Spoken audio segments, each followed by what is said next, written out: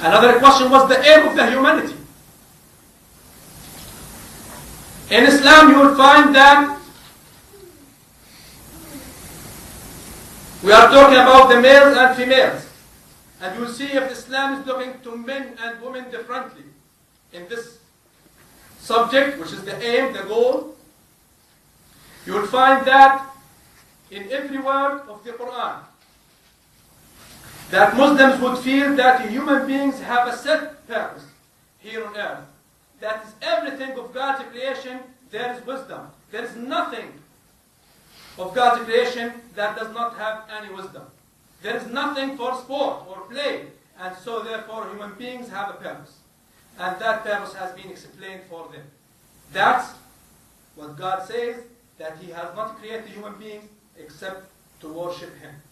So therefore, the essence of humanity is the same between male and female, and they also share the same aim, and that's to worship God. And that is the most important issue in the Islamic culture and civilization, which is rooted in religious belief. I'm asking, American civilization is rooted in what? In the writings of the founding fathers of the United States of America. It's rooted in the Declaration of Independence, the ideas which were placed therein. It's rooted in the Constitution of the United States. And it's rooted in some of the arguments between monarchy and democracy, which were written by some of the early writers for our founding fathers. So it's rooted in political thought.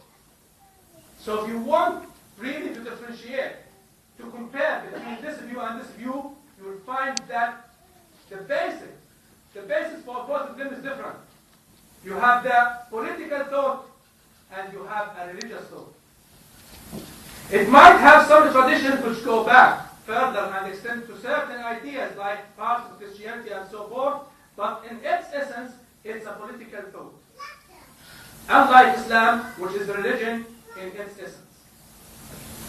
Therefore, in the most important aspect of the Islamic religion, we find that men and women share in the same aim and are expected to have the same responsibilities, in that men and women are both required or obligated to testify that there is no God but Allah and Muhammad is the Prophet of Allah.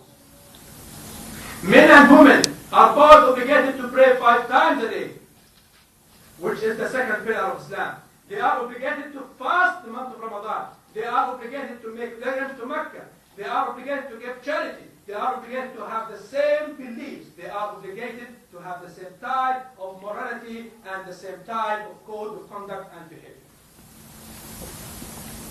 Men and women share these essential ingredients of the Islamic behavior, and this is of extreme importance because it breaks from the tradition of religion. For instance, 50 years before the birth of the Prophet Muhammad,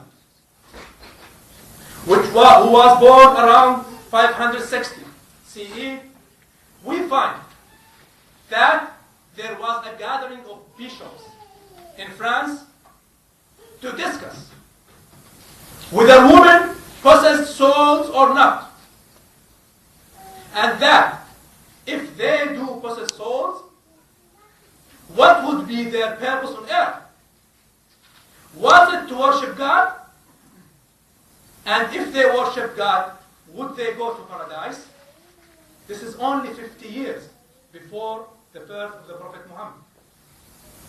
In the end of this gathering, it was decided that yes, women do possess souls, which was break from previous tradition, but that their purpose was not just to worship God, but also to serve men. In Islam, however, the basis of submission is not that women are submitting to men, but men and women, both of them, are submitting to God. So, therefore, when you read the passages of the Quran, it becomes very clear that the obedient from among both the believing men and women receive paradise, which is the greatest aim and objective in a Muslim life and the basis of that civilization. And whoever does righteous good deeds, male or female, and is true believer in the oneness of Allah, such will enter paradise. No difference between men and women.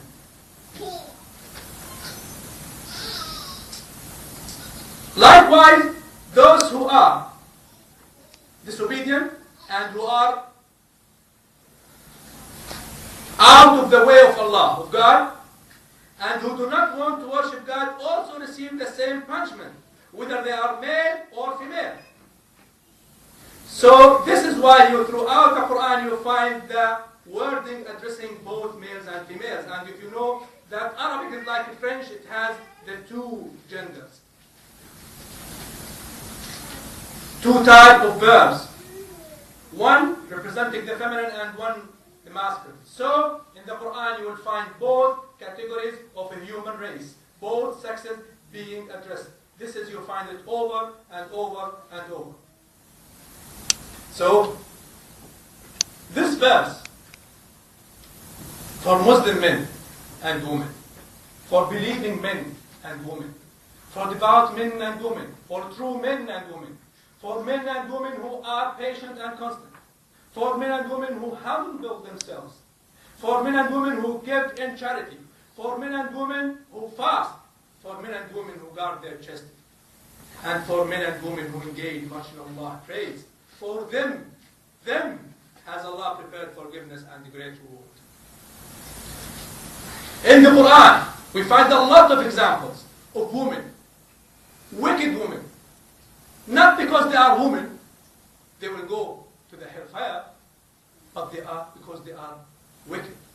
We have the example of Mary, the mother of Jesus, as an example, the pure example for Muslim women to follow.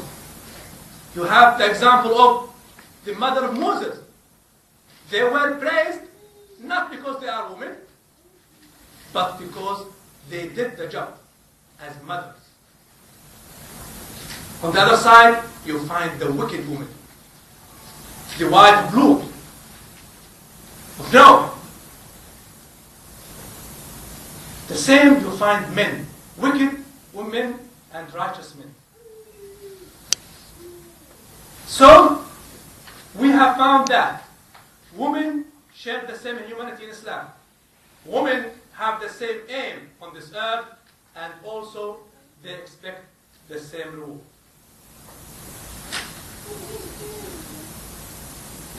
And as a result of that, we find that Islam accorded women rights which perhaps we take for granted now, but were given by God to men and women some 1400 years ago. These rights, like the right to own property, the right to dispose all property according to their own wishes, as long as they follow the laws of the religion of Islam, which apply the same to men. And the women have the right, the political rights, and to enter into a treaty with competent, are something very recent, relatively speaking, in the West. Also, they got the right of their inheritance from what is left by parents and those nearest related. There is a share for men and a share for women, whether the property be small or large, a determined share.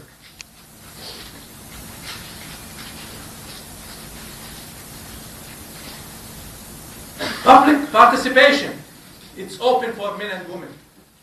We know Muslims, they should go to Mecca to make the pilgrimage, men and women together. They witness that. After Ramadan, the Eid prayers, men and women together.